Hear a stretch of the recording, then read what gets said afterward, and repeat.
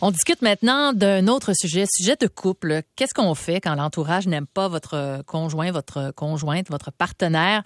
Bon, là, vous allez peut-être être gêné de nous appeler, moi et Guillaume Duluth, docteur en psychologie. On n'est pas obligé de nommer votre nom, là. On peut changer votre nom si vous voulez nous jaser en tout anonymat. Je vous rappelle les numéros de téléphone 514-790-9850 si vous êtes à Montréal ou encore à l'extérieur, c'est le 1-866-790-9850. Il y a le texto, le 98985. Guillaume Duluth, bonjour. Salut Valérie. Hey, écoute, c'est un sujet qui risque d'interpeller pas mal de gens. Moi, je pense notamment quand il y a une deuxième union. Tu sais, quand ça fait longtemps que le couple est ensemble, se sépare, on a des amis communs depuis de nombreuses années. Puis là, finalement, ben tu te sépares, puis là, ton ami arrive avec une nouvelle blonde, un nouveau chum, peu importe. Oui. Puis celui-là, ben tu le trouves pas pareil comme l'autre auparavant. Tu préfères l'autre. C'est difficile d'intégrer une nouvelle personne aussi dans un groupe, dans une famille. Ben c'est ça. Comme tu le dis, là, quand on amène une nouvelle personne dans un groupe qui est préétabli, il y a comme plein de petits conflits à l'intérieur de nous autres qu'on nomme pas. Hein. La plupart du temps, on dit pas ça. On nomme pas ça. Là.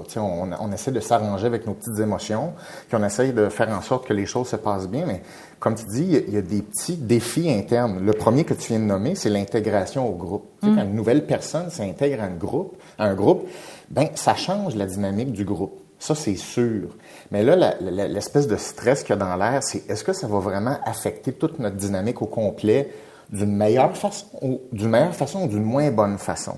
Donc, il y a toujours une espèce de stress sur à quel point il va falloir s'adapter avec cette personne-là et est-ce qu'il va y avoir une bonne compatibilité? Donc, quand on fait une intégration, il y a toujours une espèce de prise de risque. Est-ce qu'on va perdre un peu le naturel ou la dynamique qu'on avait installée? Ouais. Puis là, faut en recréer une autre. Donc, des fois, là, les gens là, sont comme « Oh non, on veut juste que ça se passe bien, mais on veut pas tout recommencer, on veut pas faire sentir l'autre comme un intrus non plus. » Donc, il y a un petit défi là. Fait que ça, je pense que c'est un des défis de groupe que tu as nommé.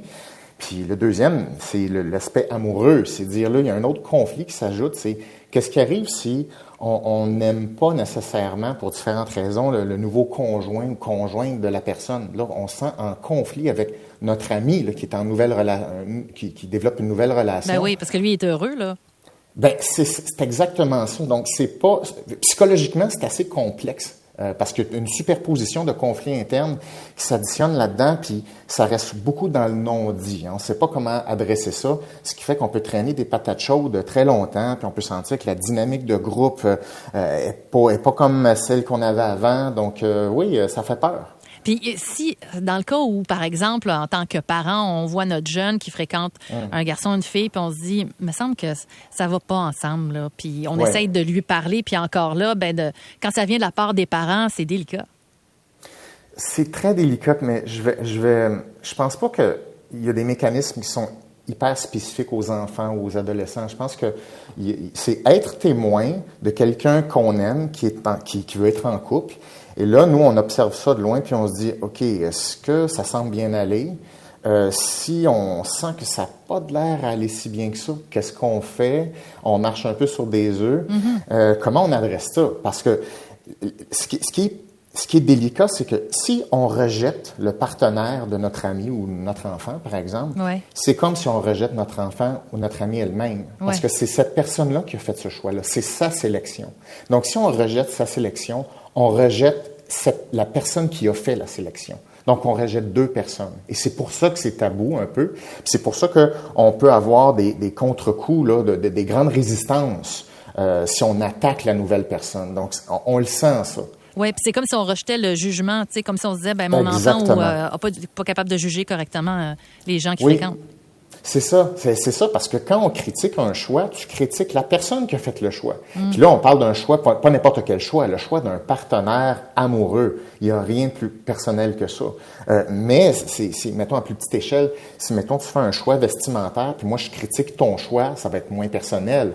Mais c'est comme, si tu as fait ce choix-là, c'est que tu sens que ça te représente. Donc, si je critique ton choix, je critique ce qui est toi. Donc, ça attaque. Il y a vraiment une notion d'attaque par rapport à ça. Puis là, comme tu dis, la question, c'est qu'est-ce qu'on fait? Est-ce qu'on a le droit d'en parler? Est-ce qu'on est tout le monde bâillonné? On peut pas rien dire, faut marcher sur des œufs. Donc, c'est un peu ça, la patate chaude là, en ce moment. Puis c'est tout le monde qui le ressent. Guillaume, il y a quelqu'un qui nous écrit sur la messagerie en disant « Mon frère a été longtemps avec une blonde et il a eu 2 enfants avec elle. Mes parents n'aimaient pas sa blonde et chialaient surtout à propos d'elle. Je défendais sans cesse mon frère et sa blonde en mentionnant à mes parents que mon frère est heureux, qu'il devait respecter son couple et son choix. » Alors, dans ce cas-ci, on voit que c'est toute la famille qui est atteinte finalement par ça. Oui, puis c'est ça, c'est complexe. Par contre, moi, je vais toujours être un grand défenseur des relations humaines puis de la communication. Et je pense pas que c'est magique la communication, mais je pense que définitivement, il y a des choses qui doivent être adressées. Puis la question, c'est comment elle doit être adressée. Je pense que ça mérite d'avoir des conversations un à un pour discuter de qu'est-ce qui se passe dans cette relation-là, qu'est-ce qu'on vit, comment on se sent, mettons, là, quand cette personne-là qu'on aime est avec son chum ou sa blonde, à quel point ça a un impact sur notre dynamique.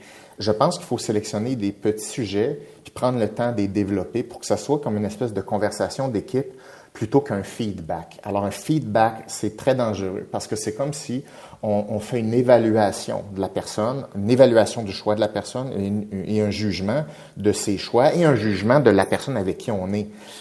On veut pas avoir cette espèce de tendance-là dans la communication. On veut être capable d'exprimer des enjeux, de dire qu'est-ce qu'on veut vivre quand on est ensemble et parlons de ce qu'on veut vivre. Et ça, c'est vraiment une recommandation là, que je peux faire pour tous les sujets délicats. C'est faut s'accrocher au but, c'est-à-dire qu'est-ce qu'on essaie de vivre ensemble? OK, clarifions ça. Déjà là, c'est une discussion importante dont la plupart des gens n'ont pas. Puis après ça, c'est de dire, OK, est-ce qu'on vit ces éléments-là en ce moment dans notre dynamique? Si oui, excellent. Puis sinon, ben, c'est lesquels qui manquent, puis comment on pourrait développer ces sous-sujets-là. Donc, ça se fait, mais il faut y aller lentement. Oui, c'est ça. Un jour, une étape à la fois. Guillaume Dulude, docteur en psychologie. On va aller tout de suite au téléphone. On a Rémi qui est là. Bonjour, Rémi. Bonjour. Alors, de votre côté, est-ce que votre entourage a de la difficulté avec votre partenaire de vie? Oui, puis avec tous les partenaires de vie que j'ai eus, je suis quand même dans la cinquantaine avancée, et puis tous les partenaires que j'ai eus, ils ont eu de la difficulté. Ben voyons. Et puis, ma nouvelle partenaire, ça fait, au mois de décembre, ça va faire 5 ans que je suis avec, puis il l'accepte pas encore. Moi, j'ai réglé le problème, surtout qu'elle est africaine, ça fait que c'est encore pire. Fait que j'ai décidé de mettre une croix sur ma famille. Okay. La famille, pour moi, c'est la personne avec qui tu vis qui est important. J'ai perdu des femmes dans ma vie à cause de ma famille, puis j'ai décidé que là, c'était assez. Donc, Rémi, il n'y avait jamais une femme qui était assez bien pour vos parents, pour votre famille? Quoi? Non, exactement. Wow. Merci, Rémi, de votre témoignage. Guillaume, quand on entend ça, de mettre une croix sur sa famille, c'est quelque chose quand même. Oui, puis évidemment, c'est pas ce que je recommande en premier lieu. Hein. Puis là, je connais pas tout ce qui était dans la vie là, de l'homme qui vient d'appeler. C'est ça, exactement. Je veux pas sous-estimer ça, mais ce qu'on essaie, c'est de faire en sorte que les deux choses, notre couple et la famille cohabitent. Maintenant, je pense que plusieurs choses qui peuvent se passer. C'est sûr que, mettons, comme parent ou comme ami qui connaît une personne, ben, implicitement, les gens se font une idée de avec qui tu irais bien. OK? Donc, on se fait une espèce d'idée de, me semble que moi, je te connais, moi, je t'aime, je veux que tu sois heureux, heureuse, me semble que je te verrais bien avec. Et là, on a une espèce de représentation de quelqu'un. Le problème, c'est quand la nouvelle conjointe ou conjoint arrive, et là, il y a des grandes différences entre la conjoint, puis l'idée qu'on s'était faite de ce qu'on pense que notre ami a besoin. Quand il y a un écart entre les deux, c'est là où il y a des petits chocs. Comme par exemple une personne qui est complètement d'une autre culture, une personne qui est différente pour différentes raisons, ça n'a pas d'importance, mais qui a un écart. On dit, bon, il va y avoir un choc, une genre de surprise. Là, on ne s'attendait pas à ça. Ce choc-là, il est normal. Cela, c'est pas un problème. La surprise, le fait qu'il faut s'adapter. Ah, je pensais pas à ça. Ça s'appelle la réaction à la nouveauté. Donc ça, c'est une réaction psychologique normale. La question, c'est, à partir de ce choc-là, quel est le progrès qui va être fait pour qu'on apprenne à se connaître, à créer de l'intégration, pour faire en sorte qu'on se connaisse bien puis que la confiance soit établie. Il y a des gens qui sont pas capables de sortir de ce choc-là puis qui restent sur leur position de « moi, je te voyais avec une genre de personne et tu n'es pas avec ce genre de personne-là ».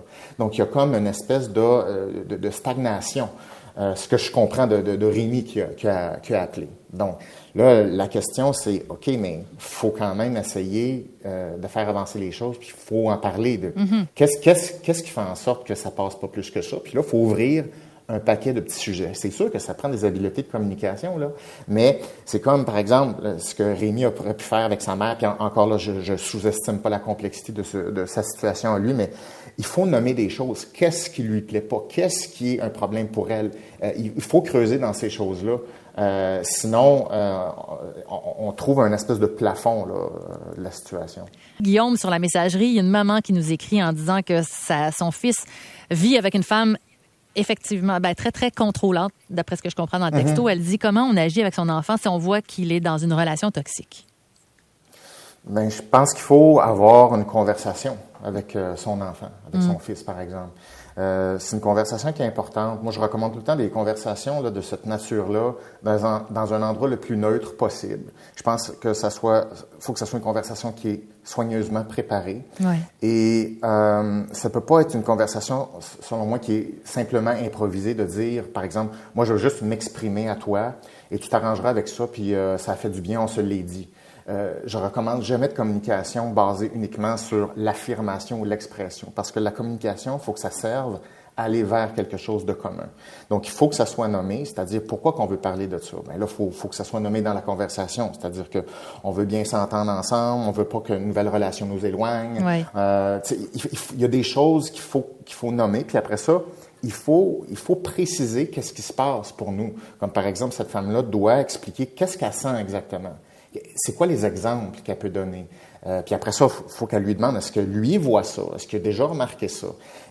Il faut aller plus loin dans le sujet, sinon il va rester tabou. Et souvent, ce qui se passe, malheureusement, c'est qu'on effleure les sujets. Souvent, on a une bonne intention. On se dit, OK, il faut que je creuse dans un sujet. Mais on le creuse pas assez parce que là, il y a comme une peur qui arrive pendant la conversation. On se dit, là, on en a assez, j'ai peur. On a peur de gâcher quelque chose puis que ça nous éloigne encore plus. Et là, on se retire. Puis là, on va pas assez loin dans la conversation. Et là, ça reste une espèce de patate chaude dans l'air. C'est la pire formule. Donc, souvent, les gens ont des bonnes intentions, mais ils se rendent pas jusqu'au bout des conversations. Non, donc, c'est une ça. Conversation comme ça, c'est long, tu sais, c'est plusieurs heures. Là. C'est pas quelque chose de simple. Les gens pensent qu'ils s'en vont prendre un café, on va aller régler ça en 15 minutes. Des conversations comme ça, qui impliquent des relations profondes et à long terme, ça demande du temps, puis il faut y aller ensemble. C'est un travail d'équipe. C'est peut-être la peur aussi d'être rejeté par son enfant dans une situation comme celle-là, de dire, il va choisir l'autre partie à la place. Bien, c'est que tout le monde a peur d'être rejeté. Le fils a peur d'être rejeté aussi.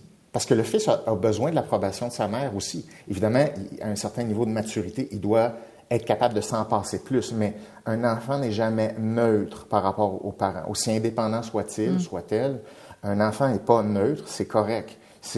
Chacun a une espèce de zone d'indépendance à avoir, mais on sait que les décisions de l'un affectent l'autre aussi. Donc, c'est correct, il faut l'accepter, puis il faut s'en parler ouvertement, parce que sinon, on va rentrer en mode protection. Puis le mode protection, c'est un mode qui est défensif, qui va briser une relation et forcer le choix de prioriser une autre relation. Donc, c'est comme l'un ou l'autre. Alors qu'on ne veut pas tomber dans un paradigme de noir ou blanc, non, où c'est toi ou c'est moi. Guillaume, on va aller au téléphone avec Samy qui est là. Bonjour, Samy. Oui, bonjour. Alors, de votre côté, est-ce que vous êtes dans une situation comme ça? Est-ce que vous avez des problèmes avec... J'étais dans une situation comme ça, en fait. Moi, durant toute la durée de la pandémie, donc les 3 dernières années, j'étais au Japon. C'est là où j'ai rencontré ma femme aussi. Et les beaux-parents, ça a été très compliqué. Ça a été carrément un choc culturel et émotif pour eux de voir que leur fille s'était mariée avec un étranger, non pas avec un Japonais. Je me rappelle avoir subi quelques remarques, des fois très désagréables. Et les premiers mois, les 6 premiers mois, même la première année, même à ça, a été très compliqué. Jusqu'à ce que ma femme tombe enceinte. L'arrivée de l'enfant a comme tout chamboulé dans notre relation beau-père et beau-fils. Okay. Beau-parent, beau-fils, pardon, dans le sens qu'ils ont commencé à vouloir me connaître un peu plus. Ils ont commencé à vouloir savoir qu'est-ce qui me passionnait. Ils ont commencé à devenir plus gentils avec moi.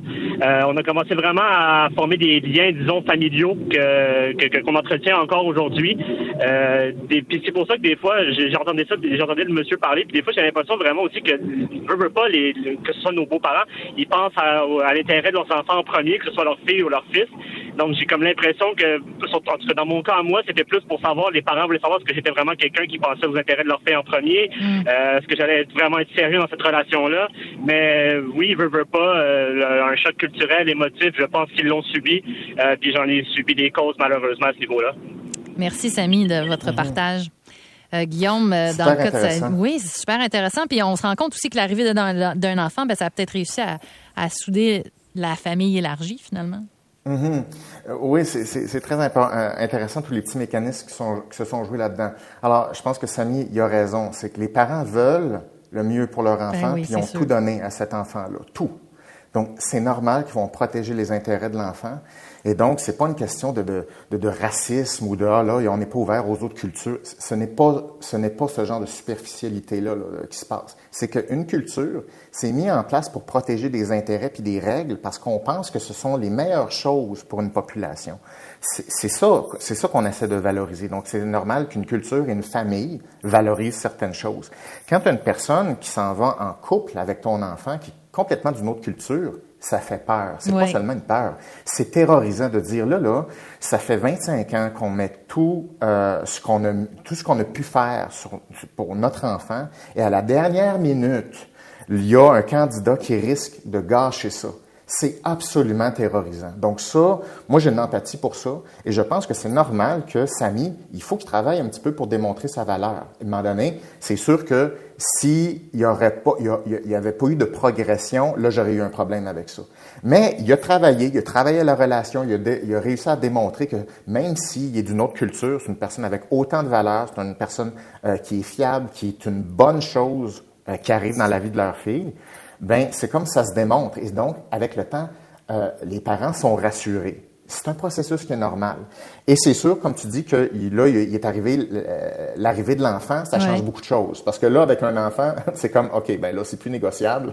C'est permanent. Ouais. Et donc, let's go, les amis, il faut comme s'aimer. Donc, c'est sûr que ça fait un petit aspect accélérateur. Parce que là, les parents peuvent plus se réfugier dans l'idée que peut-être que ça durera pas, peut-être qu'on va être capable de les convaincre, finalement, ils sont pas faits l'un pour l'autre. Là, c'est fini. Toutes ces hypothèses-là doivent être écartées. Il faut vraiment rentrer dans le vif du sujet.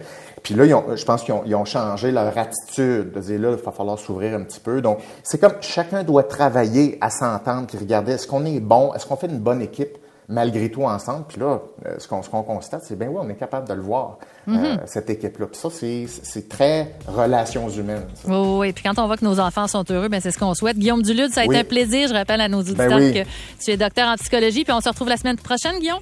Absolument. C'est bon. Et nous, on s'arrête. Merci à toute l'équipe.